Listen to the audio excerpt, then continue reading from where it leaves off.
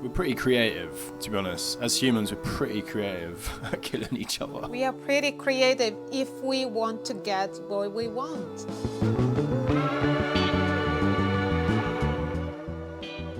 Hi, welcome to another episode of Bluebees podcast with myself, Harvey, and Maria. On this episode, we're going to talk about the Greek myth or legend that is the monster from the depths of the ocean, apparently, which is Medusa. Medusa is very famous about her hair, with a lot of snakes moving around and having this insane power of magically make people into stone.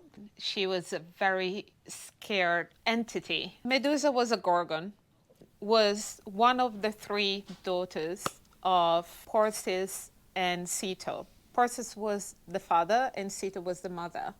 And they were coming directly from Gaia. They were the first gods on earth, but they were living under the really dark, deep sea. So they were monsters. And they had a lot of really scary and weird magic. Black magic. The Gorgons, they classified them as one. So there is three like Medusa. They had the snake hair, and they were really, really. What did the others look like? They look like the same. Oh, okay. Pretty much the same. So that's why they born all together. There were three sisters, but in one time. So they were like twins. They had another birth about the three. They call it the three gray sisters, and they were sharing one eye and one teeth. This is a bit like Shakespeare, is it, with the witches, where they maybe I saw like a film of it or something, but they have one eye they're passing around. So Shakespeare have taken this story from the Greeks. They were really, really in the age of death.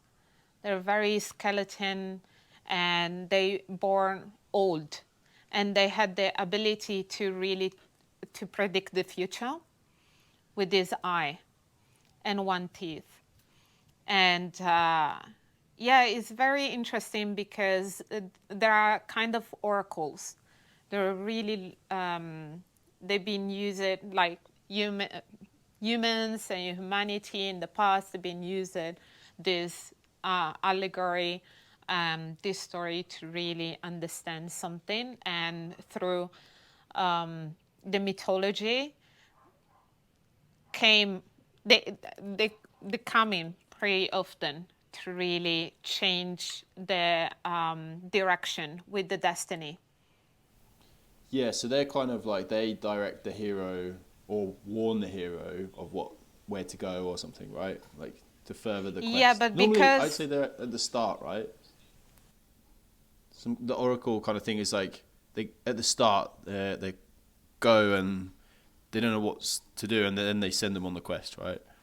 Perseus, he went to them, asked them the guidance, and they didn't want to give him the information because there are her sisters. So they didn't want him to go there and kill her. But he stole the eye and the teeth, and he said, okay, I'm gonna steal this and gonna crush it or something. And they went in despair, and they tell him everything that he wanted. But they were sharing one eye and one teeth on three. Like they couldn't see, they couldn't eat without them. So, because I don't know the story of Medusa at all, I just know she turned people to stone and she had like snakes for hair. Okay, this is a story of their sisters. Yeah, so you say Perseus? So let's come stay with Medusa for a second. I was telling a story of her family. Right. But is that at the start of the story of Medusa? So he goes and sees the sisters. No, that's No, a separate thing. Ah, okay. this is Oh, a wow. It's second. a different story. No. It is a second part. Okay. Is Cool. I'm still in the beginning explaining her.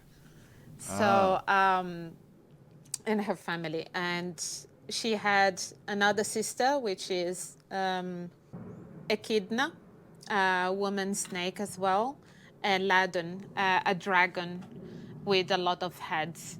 And yeah, they had a really, really complex family and really, really diverse. A lot of issues. And so basically Medusa, over millennia, she, I think there is two story where she's beautiful and then she's like insane with cursed or snakes something. in the head. So I think the right story that I would like to share this like with us, I think is more a cure, like is make more sense, because she's one of the oldest figure at the time. She had the opportunity to really embrace her look, and she had the opportunity to really look like a woman instead of a gorgon like her sisters with the snake and everything. So you're But saying she's in the story you want to follow. She is more like a human she's than a like a monster. human, yes. Right. Okay. So no snakes for her. No snakes, not now. And Interesting. Okay. she looks like a young girl. She was virgin at the time, and she wanted to devote herself to Athena and her temple. So she wanted to really be there and like be in devotion to her and work with her and in all the aspects about war and fights, and that's why I think Athena wants her to be with her and in her temple. Medusa, because she devoted herself to Athena and her temple, she decided not to stay pure, so to not have anything. Poseidon, uh, like, heard about her beauty, heard about that she was like beautiful and everybody. There is a lot of story about beauty and how male figure are so magically enchanted by them, and this is one of the cases where Poseidon decide to abuse her. So there is two story about this. Some they think that Medusa wanted to have this intimate time with him, and there is a more classic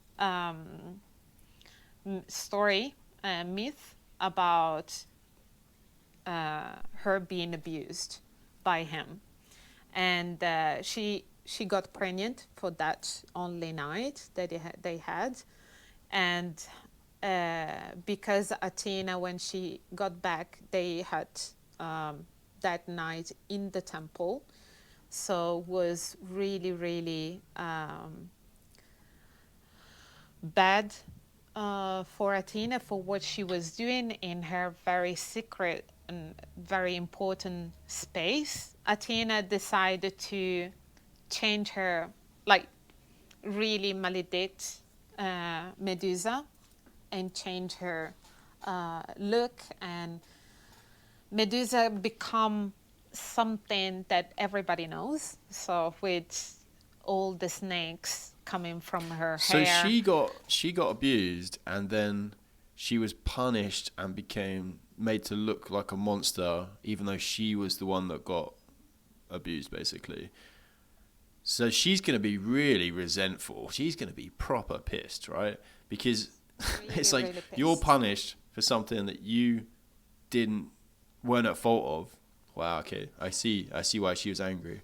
They describe in mythology, they describe it as she got this really bad look, and her mouth was like screaming like insanely for like so many decades or something, and she ran away with her sisters in the forest or in a cave inside the forest. They describe it in different way, and she stayed there. She stayed there because everybody that she was putting her eyes upon, they become a rock, even animals sometimes, and yeah, she lived a very lonely life there, but a lot of warrior, they trying to cut her head. Perseus, so Perseus is another story. I'm just gonna explain it really briefly, but is a son of Zeus and Dione, and he went through a lot as well, and he had to find a better solution for him to come back in his kingdom with his family. So he wanted to get Medusa's head and and yeah, bring it back. And it's very interesting. I really like this story because the fact that Medusa being abused and is one of the, like, there is other myths talking about abuse, but I think this one is very, very strong because a woman really changed her face completely and becomes something really terrifying.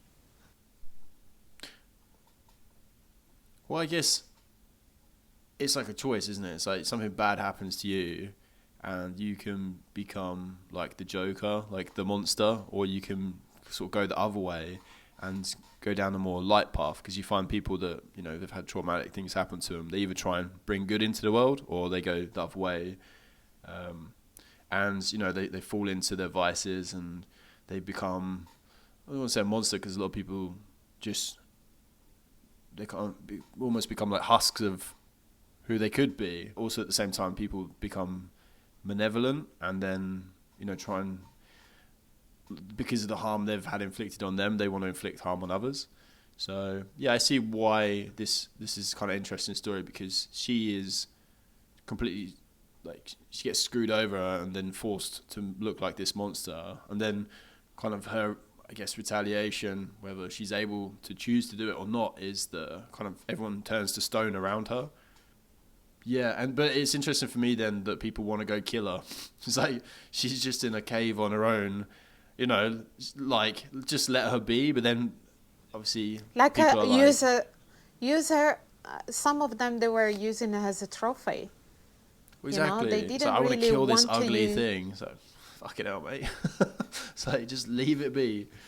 But I guess a hero needs to prove himself, and killing a monster, because that's now how she's seen, is the way to do it. Yeah, it's very controversial, like very particular way of looking at it, and I don't want to dig too deep in my mind, but that came out in, like, if you really think about the story, is easy to have those bad image in your head, like as a woman, you know, my girlfriends, I'm not like, I'm saying in general, I see many layers that women can be, for the better and for the worse. And of course there is as well for a man, but I don't know, for me, as a woman, I think there is a very, very deep layer. Like, we are really good at covering what's going on inside ourselves. Of course, abuse is something that if you want to share it, you can share it.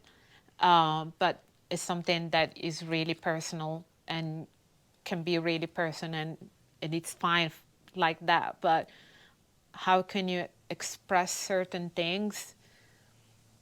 I don't know. It's just, it's very, very thin. Like the poison, I don't know, even her hair becoming this entangled snakes, is kind of the same image that emotion could be. Well, I guess I can't remember where I heard it, or maybe it's just a film or something, but when you act in a certain way, sometimes your features can start reflecting that way of being. So obviously if you act in like an evil way, maybe you don't eat so much and you become more gaunt, and you start to look how the energy you output into the world. I think, if someone's very depressed, you can kind of tell just by the way they look. Medusa screaming and being sad and lonely in this forest give that image as well. So if you just closed your eyes, could she still turn you to stone? Is it like her looking at you, or is it you receiving her gaze? Like how does it turn you to stone? Perseus, he got some gift from Athena, a shield that So he Athena, who used. turned Medusa to the monster, then gives Perseus the gear to mess her up. What a bitch. Yes. She was really, really... She's like the evil godmother, Yeah. or something. She I'm really rooting for hates Medusa her. right now. I know the Or end of the story, maybe, but on the other hand, she wanted to, end her pain as well. Hermes gave him winged sandals, winged sandals. Am I saying oh correctly? yes, yeah. Continue. Thank you. And then the helmet, Aeete, give him a helmet for invisibility, so he could fly. He flew. So basically, Medusa was in North Africa, somewhere in North Africa. Yeah, and Perseus flew from Greece all the way there with his sandals, and he got the helmet and the shield to really cover himself, and he was really careful to do so, and he had the opportunity to really cut his head, her head off, and he had like other gift from the gods, and he had the opportunity to bring it to Greece and use it for many wars. So in the mythology, we see the head of a Medusa in different scenarios, in different fights. They've been using it. One story or film or something I can't remember from a long time ago, I remember seeing, was he shined his shield at her, and her own reflection in the shield caused her to turn to stone. Is that in the story? No. Maybe that's another interpretation of it, or no. manipulation, Basically, whatever, he had the opportunity to cover himself, so And there wasn't something He- about the reflection of her own image, like I think that's give her the opportunity to really it's like, oh my god, I'm hideous. I think a reflection in her eyes, but not her own reflection, a reflection of the light or something. So Yeah. she had Because he'd need like a pickaxe moment then to of- like take her head off if she's already turned to stone. I'm overthinking things. Don't worry. That's okay. And from her body, because she was pregnant, came off Pegasus, the Hang on, white. So this all happens in quite a short period of time, really, doesn't it? Like within 9 months. Like this has all happened. So hang on, was she pregnant when she was the monster, or was it? Did she have the baby before? Yeah. So while she was She was a Medusa the monster. monster, She she was preggo. Yeah. Nice. What did the kid look like? A horse. Was it a normal One kid? was a horse. Oh, One was a okay. horse. Was Pegasus. You She know, gave the birth flying. to a horse. What the fuck? So Medusa the snake lady gave birth to a horse with wings. Like, I'm not gonna fault the Greeks, you know, but like, And how could they make this shit wasn't up? the only child. Wasn't the only child though. Oh, it's just there was space in there for how big is this monster, Medusa? You know, like, what? So she gave birth to a fucking horse with wings, and what was the other baby? And was a man with his wait, I have it.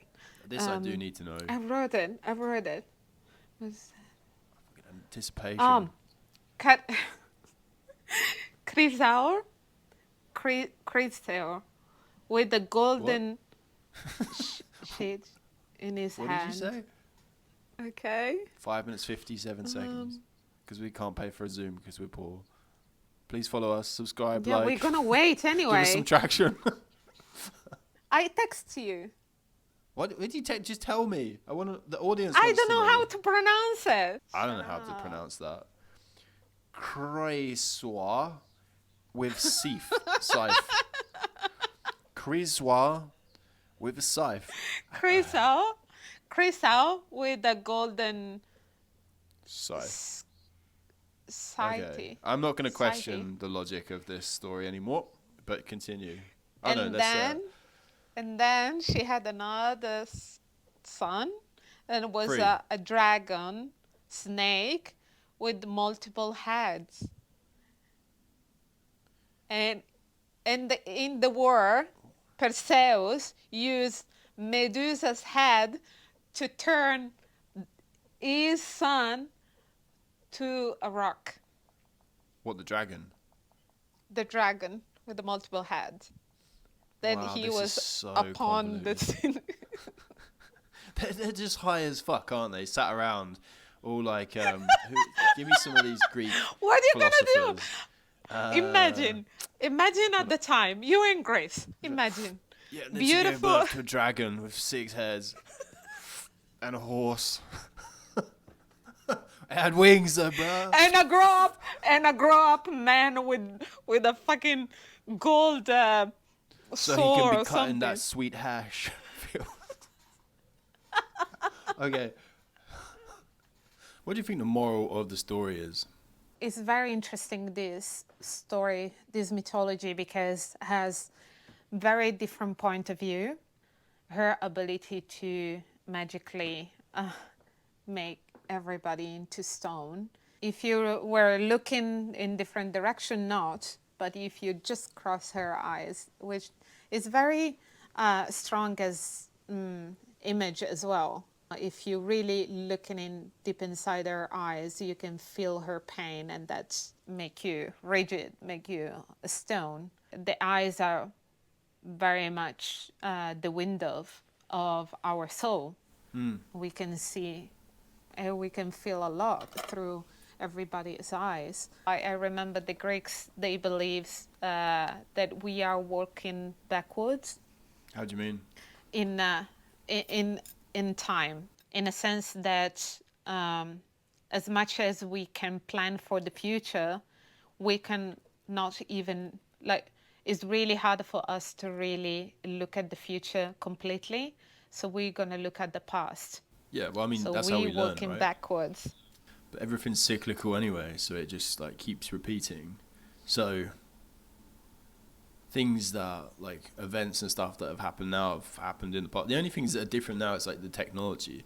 So like the things like the AI and stuff, which is completely new, that's has the potential to kind of project us in different ways. But I think you got the human psyche behind it.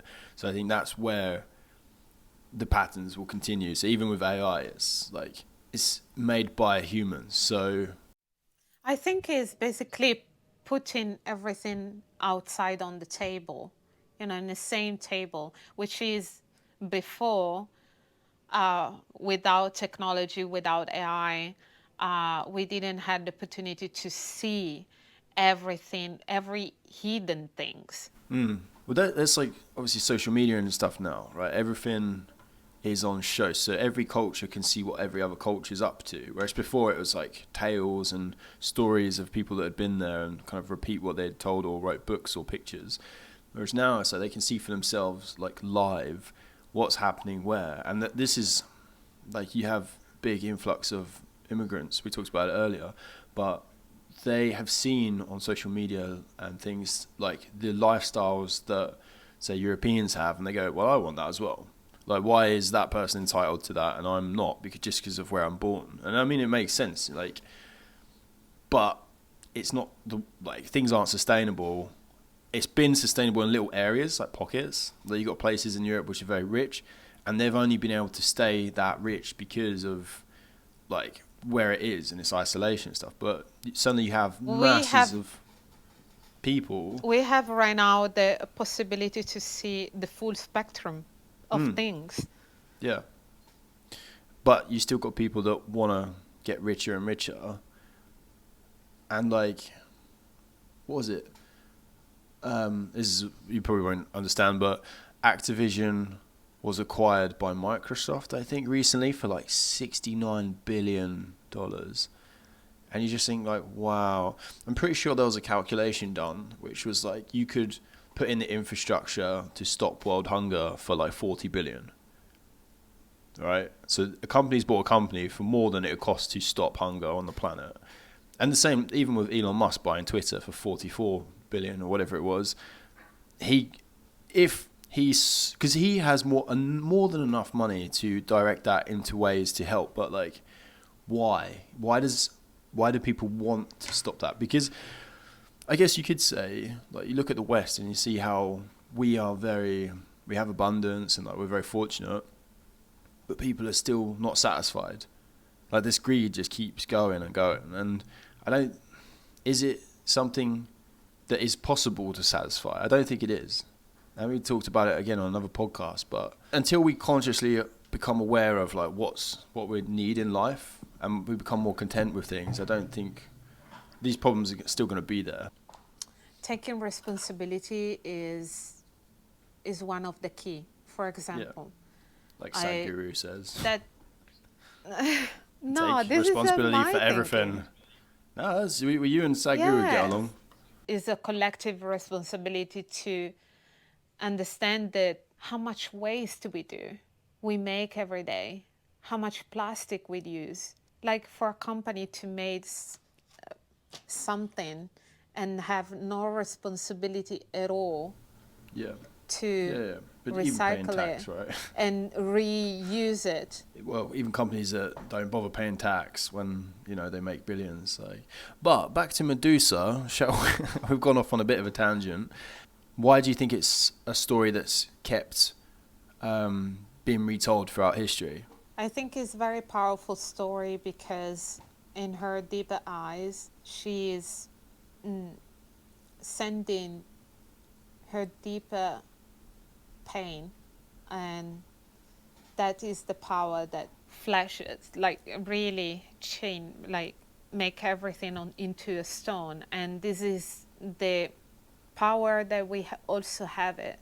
We also have that possibility to change our reality for the better or for the worse. And we definitely have the power to change what we have in front of us. Because in her story, you see her pain. I think now we start seeing a very deep pain that we have in collectively. You see this grotesque outer image, but then you don't know what's happening or happened to cause that creature to act in that way, or that person even. I don't want to say much about it, but in war, they've been using so many things as a weapon. Not only guns, they've been using people to things like to rape really and stuff as well, right? rape, abuse, violence. I don't know much about it, but I read a few stuff, and they've been using a lot of things, gas, well, I don't know. We're pretty creative, but to be honest. As humans, we're pretty creative at killing each other. We are pretty creative if we want to get what we want. Yeah. We really get in very deep scenario, in deep stuff that we can use it for the better, and in we use it for worse. Companies, they really have so many good people. They really work for them hardly every day. They try in creative way to find a better solution to reduce the expensive things or whatever, to have more income the next year, or a lot of really good skilled people. They've been working for the companies to push them further, and we don't have in our government, I think we lack of those people to use those skills for the collective. And we have a really, really good minds, but we use them.